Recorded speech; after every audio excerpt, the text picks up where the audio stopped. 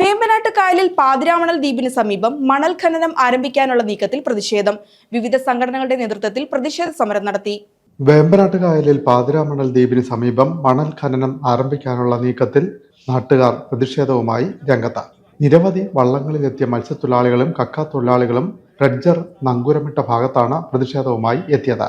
കായൽ സമ്പത്തിനെ ആശ്രയിച്ച ഉപജീവനം നടത്തുന്ന ആയിരക്കണക്കിന് കുടുംബങ്ങളെ കണ്ണീരിലാഴ്ത്തുന്നതും പാതിരാമണൽ ദ്വീപിന് കനത്ത ഭീഷണി ഉയർത്തുന്നതുമായ ഖനനത്തിൽ നിന്ന് അധികാരികൾ പിന്മാറണമെന്ന് അവർ ആവശ്യപ്പെട്ടു.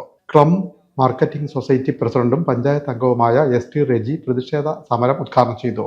ജില്ലയുടെ ടൂറിസം വികസനത്തിൽ തിലകക്കുറിയായി മാറേണ്ട പാതിരാമണൽ ദ്വീപ് കായലിൽ ഇല്ലാതാകുന്ന സാഹചര്യമാണ് സംജാതമാകുകയെന്ന് ST റെജി പറഞ്ഞു. ഇവിടെ തുടങ്ങാൻ പോകുന്ന ഈ ഡ്രഡ്ജിംഗ് ഉണ്ടായാൽ ഈ പാതിരാമണൽ ദ്വീപ് എന്ന് പറയുന്നത് ഈ കായലിലേക്ക് ലയിച്ച് ഇത് ഇല്ലാതാകുന്ന നിലയിലേക്ക് പോകുമെന്നുള്ള കാര്യത്തിൽ സംശയമില്ല. നമുക്കറിയാം, ദ്വീപിന് കല്ലുകെട്ടും അതിൻ്റെ കാര്യങ്ങളൊന്നുമില്ല.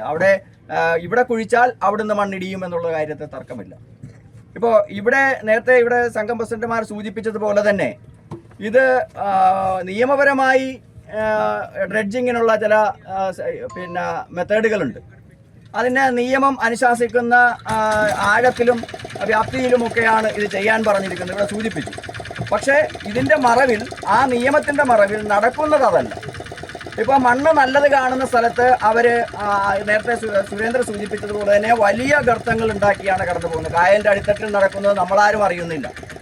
നാളുകളിൽ ഒരു തൊഴിലാളി അതിനകത്ത്, ഒരു സഹോദരൻ അതിനകത്ത് പെട്ടുപോയാൽ അയാളുടെ ജീവൻ പോലും അപകടത്തിലാവുന്ന നിലയിലേക്കാണ് പോകുന്നത്. സർക്കാർ പ്രഖ്യാപിച്ച റോപ്പ് പദ്ധതിയും ഇക്കോ ടൂറിസം പദ്ധതിയും ജനം പ്രതീക്ഷയോടെ നോക്കുമ്പോഴാണ് ദ്വീപിന് കനത്ത ഭീഷണി ഉയർത്തി ഡ്രഡ്ജിംഗ് ആരംഭിക്കുന്നത്. കായൽ സമ്പത്തിനും തീരദേശവാസികൾക്കും താങ്ങാനാവാത്ത പ്രത്യാഘാതങ്ങളാണ് ഖനനം സൃഷ്ടിക്കുക. ഇതിനാൽ ഖനനത്തിലുള്ള നീക്കം ഉപേക്ഷിക്കാൻ അധികൃതർ തയ്യാറാകണമെന്ന് അവർ ആവശ്യപ്പെട്ടു.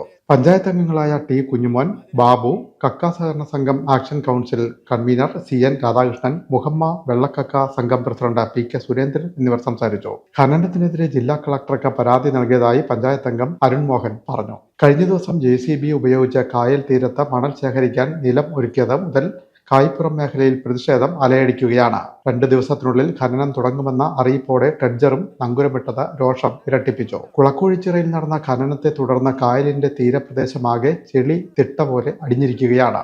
കഴുക്കോൽ കുത്തിയാൽ എത്താത്ത നിലയിലാണ്. കായലിൽ ഇറങ്ങാനോ വള്ളത്തിൽ പോകാനോ കഴിയാത്ത സ്ഥിതി നാട്ടുകാരെ ദുരിതത്തിലാഴ്ത്തുന്നു. രാത്രികാലങ്ങളിൽ ടോറസുകളിലാണ് മണ്ണ് കൊണ്ടുപോകുന്നത്.